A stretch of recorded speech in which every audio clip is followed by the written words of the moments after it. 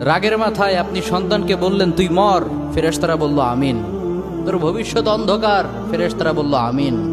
রেগে মেগে আপনি আপনার মেয়েকে বললেন জীবনেও তোর কপালে স্বামীর ভাত জুটবে না, ফেরেশতারা আবারও বলল আমিন। আচ্ছা, আপনি না সেই ব্যক্তি যে তার নিজের জীবনের চাইতেও সন্তানকে বেশি ভালোবাসেন?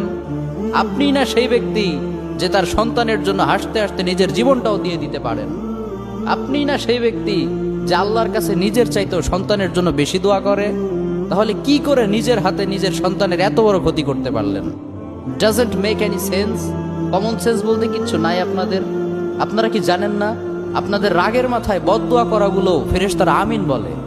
দাওয়াতুল ওয়ালিদ আলা ওয়ালাদি, বাবা মা তার সন্তানের জন্য যেই দোয়া করে সেটা ভালো হোক কিংবা বদদোয়া হোক, আল্লাহ সেটাই কবুল করে নেয়। এজন্য খবরদার, নেভার কার্স ইউর চিলড্রেন। রাগের মাথায় কখনো সন্তানকে অভিশাপ করবেন না। খুব বেশি রাগ উঠে গেলে তার জন্য উল্টা